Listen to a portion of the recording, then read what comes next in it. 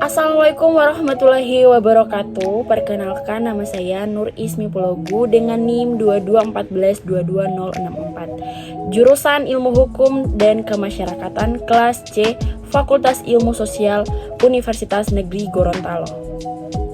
Baik, pokok pembahasan kita pada kali ini yaitu tentang koordinasi pemerintahan.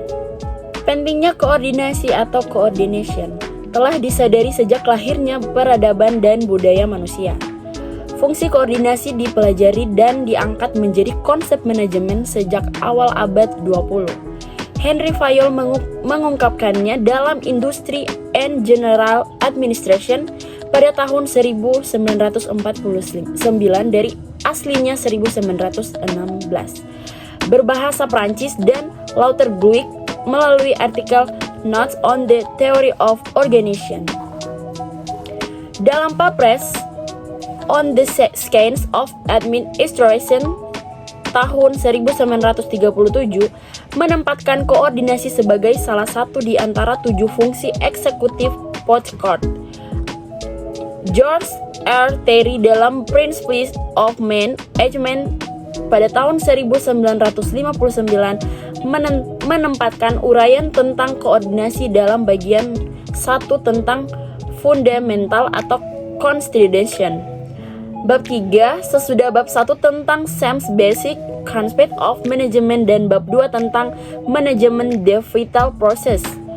Dalton M. Manfred dalam Management Principles and Principles 1967 mengawali uraiannya tentang effective coordination bab 17 dengan mengutip Henry C. Maser and Lady F. Arwad yang menyatakan bahwa it seems to them the first lies of business administration of industry organization should be whatever you have a business with all the first coordination to moving together in the closely unit and the industry activities so linking, interlocking, interlinking that they make a working unit. This is not a congress of aspirate place, but what I have called it a functional wall in the interactive unit dalam perkembangannya. Kemudian, koordinasi tidak hanya diuraikan sebagai fungsi tetapi juga lembaga.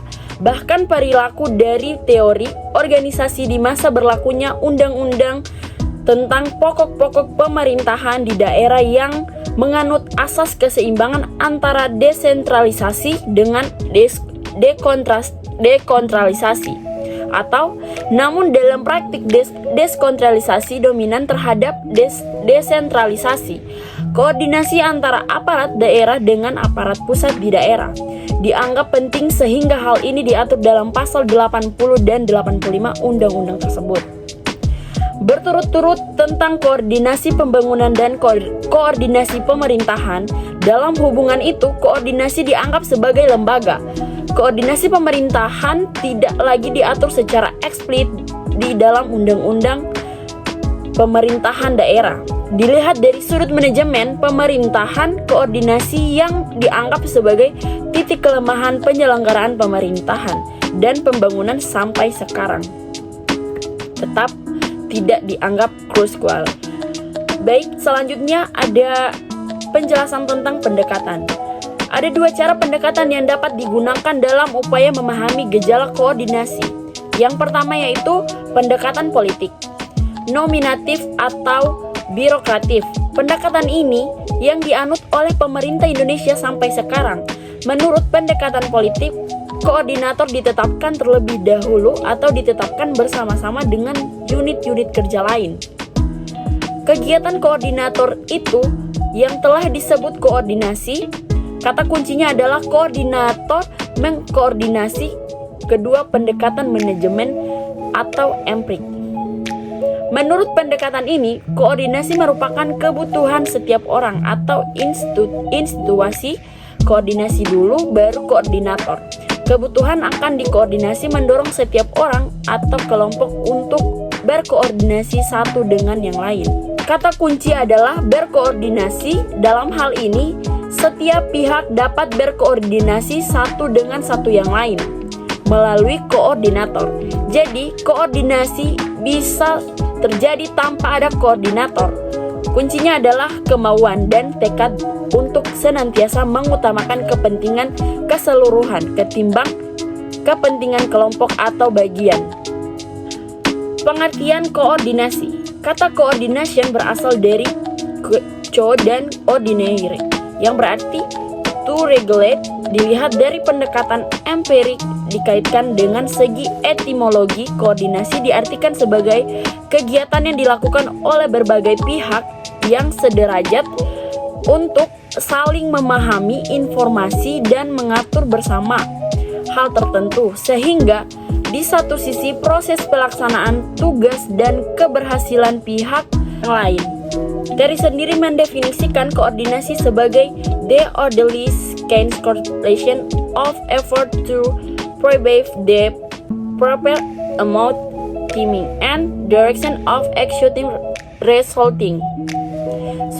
Sudah barang tertentu perbedaan antara koordinasi dengan hierarki jauh lebih besar. Koordinasi bersifat horizontal, sedangkan hierarki yang merupakan seluruh perintah dan laporan vertikal. Dengan demikian, koordinasi dapat didefinisikan sebagai proses penyapaan bersama secara mengikat sebagai kegiatan atau unsur yang berbeda-beda. Sedemikian rupa sehingga di sisi satu, semua kegiatan atau unsur itu terarah pada pencapaian suatu tujuan yang telah ditetapkan, dan di sisi lain, keberhasilan kegiatan yang satu tidak merusak keberhasilan kegiatan yang lain. Koordinasi pemerintah di lingkungan privat terjadi persaingan yang keras antara perusahaan yang satu dan perusahaan yang lain guna merebut pasar seluas-luasnya. Setiap perusahaan berusaha mencapai laba setinggi-tingginya dan kemajuan sepesat-pesatnya. Oleh karena itu, koordinasi antar unit kerja, koordinasi seperti itu berbeda jauh dengan koordinasi pemerintahan. Di kalangan organisasi privat terdapat koordinasi eksternal, yaitu koordinasi eksternal antar perintah dengan yang diperintah. Koordinasi internal disebut juga koordinasi tripartit antar plat merah, plat kuning, dan plat hitam. Yang diperintah di sini bukanlah bawahan pemerintah tetapi komponen, ibarat produser atau seller dalam hubungannya dengan pelanggan atau customer. Selanjutnya, koordinasi dan spesialisasi. Koordinasi berkaitan awal dengan spesialisasi. Seperti diketahui, salah satu asas organisasi adalah spesialisasi. Sampai pada batas tertentu, spesialisasi dapat menciptakan efisiensi. Setiap spesialisasi ditembangkan menjadi sebuah kegiatan, program, lembaga, atau unit kerja dengan sasaran spesifik pula. Karena setiap spesialisasi dijabarkan dari tujuan organisasional, diharapkan jika setiap unit kerja melakukan tugasnya dengan baik dan berhasil mencapai sasarannya masing-masing, dengan sendirinya tujuan organisasi tercapai. Tetapi dalam kenyataan tidaklah demikian. Perilaku setiap unit cenderung hanya melihat sasarannya sendiri dan tidak memandang organisasi secara keseluruhan. Walaupun setiap unit kerja mempunyai atasan atau garis hierarki sendiri-sendiri, unsur atau sasaran yang sama itu perlu dikoordinasikan.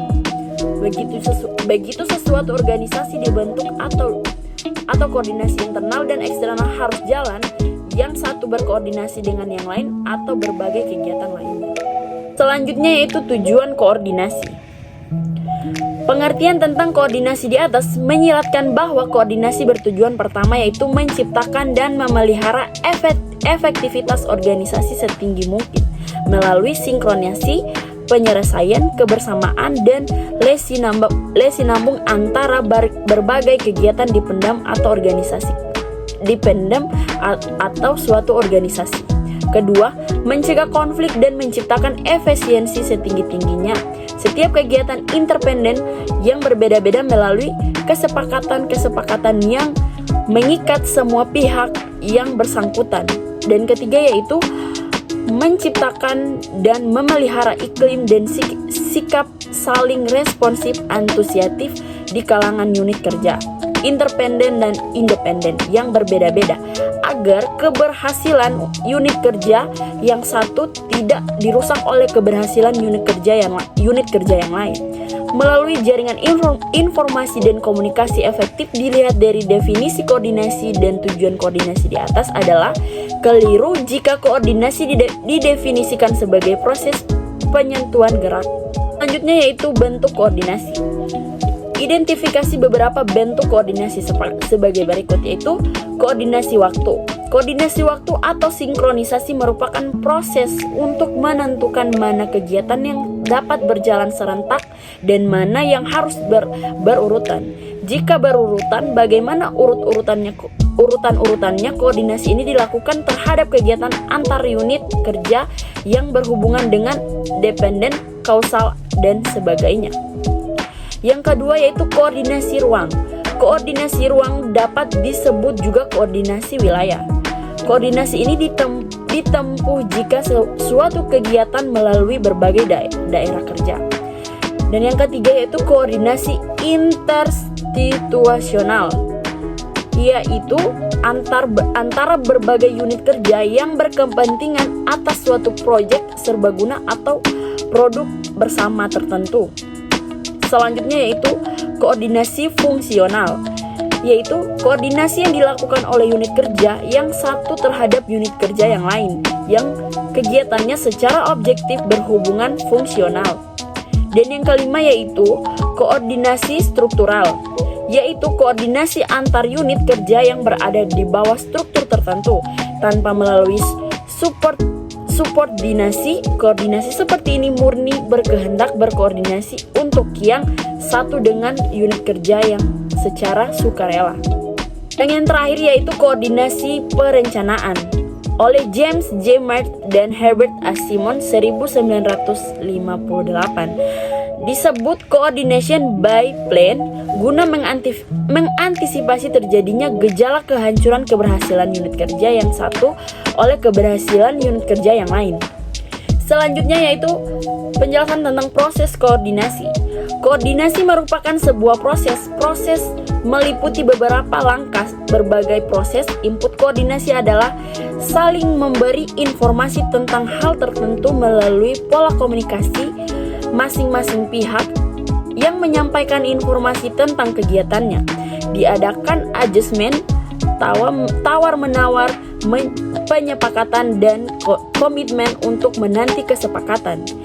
Koordinasi seperti ini berbentuk forum dan bersifat indistal.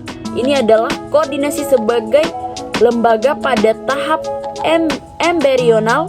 Koordinasi berbentuk forum bisa juga dikembangkan secara formal, misalnya dalam bentuk musbak atau rokobak, korek, dan konmas. Forum seperti ini harus disisipkan secara matang. Baik, itulah penjelasan saya pada materi kali ini. Assalamualaikum warahmatullahi wabarakatuh.